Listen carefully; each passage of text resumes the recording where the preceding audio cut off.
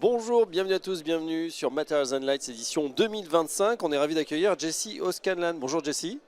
Bonjour. Vous êtes fondateur de Le Charpentier Volant. Avec vous, on va découvrir ce que sont les matériaux conviviaux. Mais tout d'abord, pouvez-vous nous présenter Le Charpentier Volant?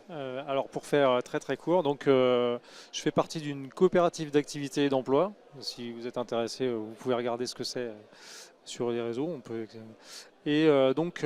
Moi j'encadre des chantiers participatifs de Oui. charpente traditionnelle sans machine. En fait on fait tout à la main et on construit des bâtiments un peu comme ça, mais avec d'assemblage cheville et bois. Oui. Donc très très peu de quincaillerie, tout assemblé bois. Et on construit nos engins de levage nous-mêmes avec des cordes, des poulies. Et je fais ça avec des bénévoles Donc qui selon une apprennent, méthode traditionnelle. voilà, en méthode traditionnelle. Et Vous auriez pu recréer la grande menuiserie alors? Oui, un peu différemment, mais oui, ce genre de bâtiment, c'est ce que je fais. Ouais. Je fais des bâtiments collectifs, des petites halles, des cuisines communes par exemple pour des associations, beaucoup. D'accord. Il y a une demande forte justement pour Ouais. ce retour aux matériaux Euh, un peu traditionnels? Moi j'utilise beaucoup de réemploi. Et justement, c'est un peu aussi pour ça qu'on m'a invité ici. J'utilise du bois d'œuvre en réemploi, des vieilles poutres en particulier en chêne, que je réutilise pour reconstruire des matériaux, des bâtiments neufs du coup.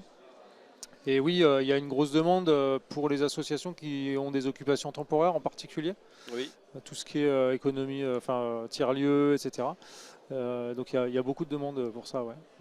Qu'est-ce qu'on entend par les matériaux justement conviviaux? Dit conviviaux, c'était Alors l'objet de votre conférence. oui, c'est une conférence là-dessus.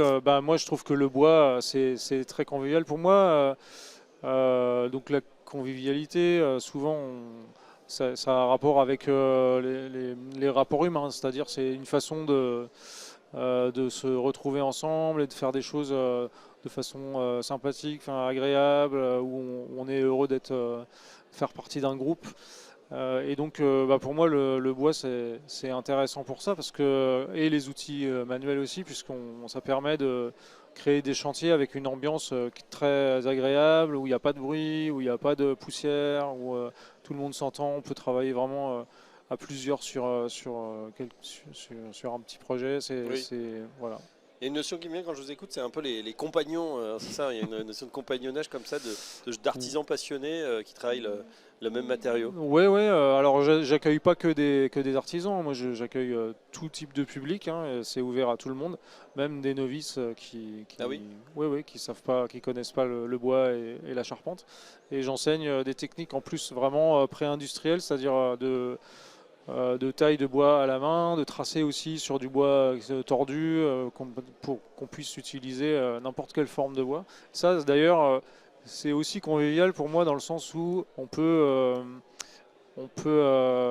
développer sa fibre artistique, on peut dire, en utilisant le bois dans certaines configurations, en utilisant des courbes, etc. Donc il y a toute une partie un peu qui faisait partie de l'artisanat avant d'ailleurs, hein, Oui.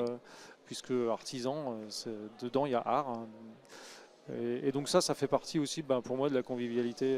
Et il y a des gens comme ça qui se révèlent, c'est-à-dire qui viennent vous voir, qui commencent peut-être des néophytes ou un peu, et finalement qui se trouvent une passion et qui décident de continuer dans ces métiers. Oui, il y a des gens en recherche de reconversion qui viennent, il y a des architectes ou des étudiants en architecture aussi qui viennent découvrir les matériaux parce qu'eux ils font que du dessin derrière, sur leur ordi, donc ils viennent un peu toucher la matière.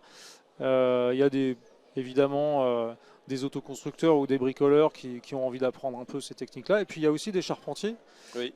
qui ont l'habitude de travailler qu'avec des machines, faire de l'ossature bois toute la journée, ou poser du panneau, et en fait qui connaissent pas ces techniques traditionnelles d'utilisation de vieux bois ou de bois non corroyé, on peut dire, pas droit. Et en fait, ils sont très intéressés par ça aussi. Ah bah voilà, on en sait un petit peu plus sur ces matériaux conviviaux comme le bois et puis sur le charpentier volant avec son fondateur Jesse O'Scanlan. Merci Jesse et à Merci. très bientôt sur Matters and Light. Merci.